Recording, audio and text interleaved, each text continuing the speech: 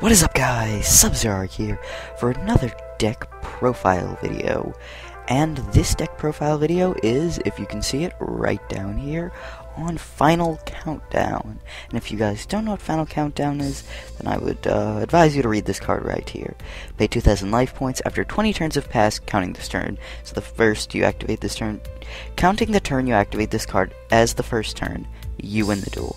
So the purpose of this deck is to grab Final Countdown, either with Sarko or just by drawing it, drop it, and wait 20 turns and win the game. It's an interesting deck to play. It's really trolly, but I wouldn't advise, like, playing this deck too much, because you will get bored of it if you play it too much, because there's not a lot. It's fun to troll the hell out of your opponents with, but it's not really fun to play because you're just like, okay, draw, pass, draw, pass, draw, pass, draw, pass, draw, pass, draw, pass, set, pass, draw, pass, set, pass. Like, you know, that's really all you do. But it's really fun to annoy the hell out of your opponents, especially if they're like your friends and you're in a Skype call maybe, or you're in the same room and you're like, hey, you wanna help me test out my new deck? And they're like, sure, and then you're like, fuck you, and they're like, aw. Anyway, let's take a look at all the monsters, and then the spells, and then the traps, and then the side. No extra in this deck, because you don't need it. Anyway, Subzeroark, like, it's like a Waboku, I guess, but you summon it.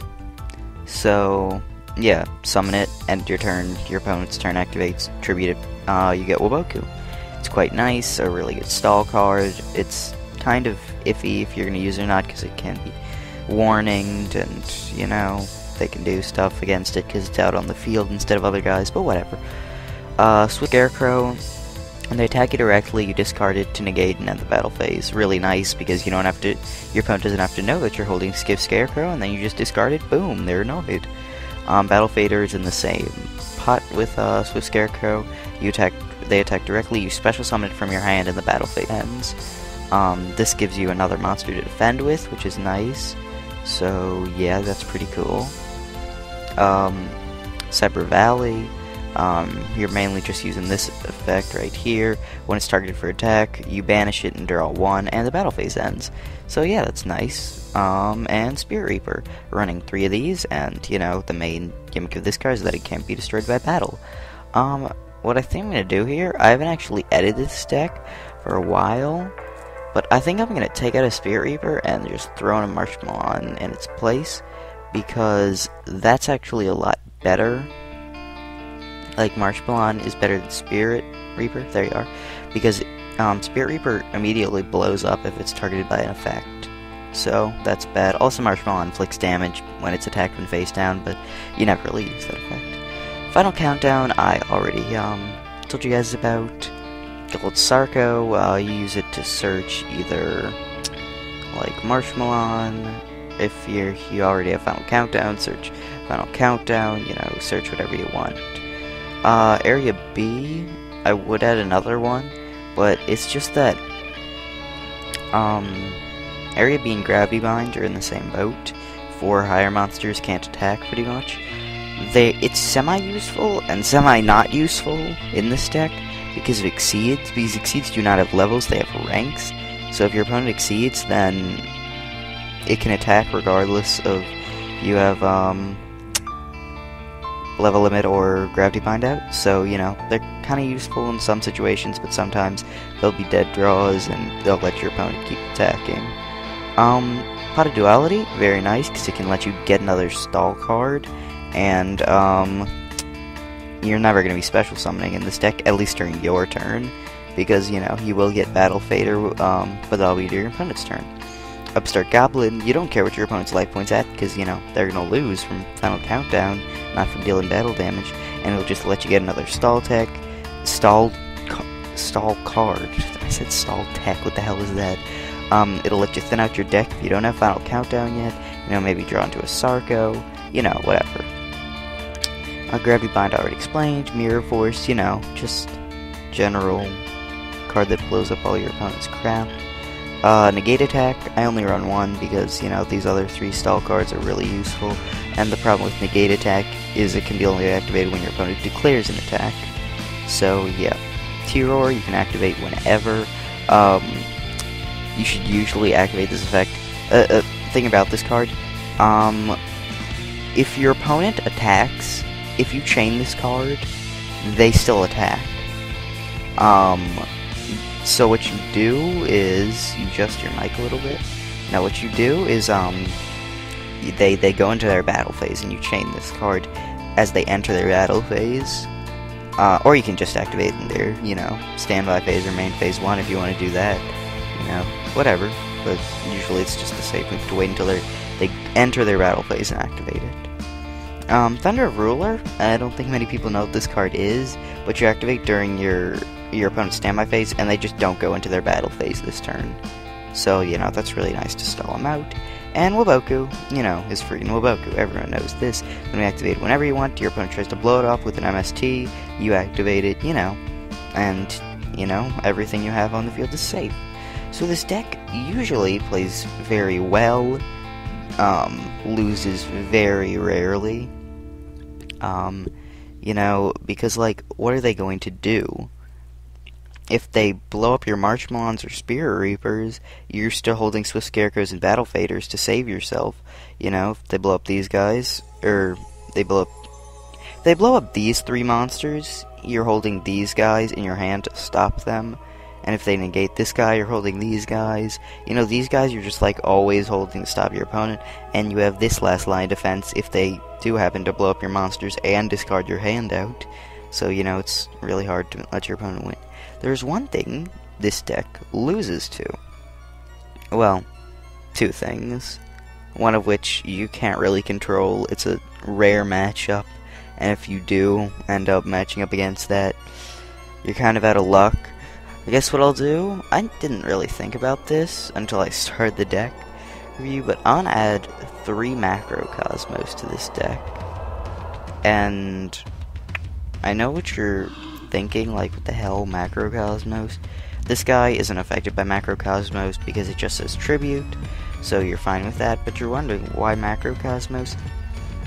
Because if your opponent is running Exodia, you lose. Because you can't block them from getting Exodia. Like, that's just the sad truth. So what you're going to want to do is you're going to want to, you know, most Exodia variants send a lot of stuff to the grave, get it banished, you know, they'll have to try to play around this Macrocosmos, and it will usually, you know, wreck their game. Anyways, onto these 3 cards, or these 9 cards, and I bet you're wondering, what the hell are these? I don't even know what these are. These are all cards that deal with burn, because none of these cards in this entire deck deal with burn. So what you're going to want to do is, you know, use this guy. You inflict damage equal to your opponent from when you got burned and special summon him. This guy, this card, you know, your opponent tries to burn you, you burn them instead. And this guy, you negate burn damage and discard a card. Your opponent selects a card and discards it. So, you know, they're all stuff to deal with burn. This deck does have problems with burn, because, you know, you can't do anything against burn. It'd be cool if we could get some other anti-Exodia cards in this deck. If you guys know any really good, like, anti-Exodia cards, then, you know, please share, because that's all this deck really has problems with. I mean, I guess other forms of OT or FTK would, you know, be bad. Maybe if your opponent's running Egyptian God FTK deck, I guess, but, you know, have you ever played one of those guys? I mean, I have, because, you know, deck right here. Look at this. Egyptian God OTK. Like, yeah. But this is in my deck, so, you know. I didn't really want to do a showcase of it until I changed out a lot of stuff. Anyway, that's completely beside the point. Oh yeah, by the way, Ultimate Offering looks awesome in its Japanese version, but that is definitely completely beside the point. This is the deck, guys. Yeah. Give me any suggestions, stuff I should keep in, stuff I should... Well, don't tell me what I should keep in. I mean, I know I should keep in a lot of this stuff, but tell me stuff I'd take out, stuff I should change, stuff I should add to the side, you know, whatever. That's pretty much it, guys. It's a really quick little deck review for you guys. Not as long as my other ones, because, you know, all the monsters are pretty much, you know, don't attack, final countdown, gold Sarco searches, duality searches. Oh, I never thought about it, but everything in the spell cards except for Area B is a search card. So you can pretty much divide the deck up. These cards are cards you summon to stop your opponent from attacking. These cards are stuff you keep in your hand to stop your opponent from attacking. These cards search out other cards to stop your opponent or get final countdown, except for Area B. And these guys, once again, stop your opponent from attacking. And most of these, you don't need your opponent to attack to activate. Anyway, yeah, I don't know, I just randomly thought that this turn. But yeah, that's pretty much it, guys. I like how I've actually changed the deck up quite a bit, adding these and one more of these, you know, during the actual deck review, which is funny. Your deck showcase, I'm sorry. I don't know how to say words very well. It's a trait that I inherited from... I don't know. My cat? Goodbye, guys.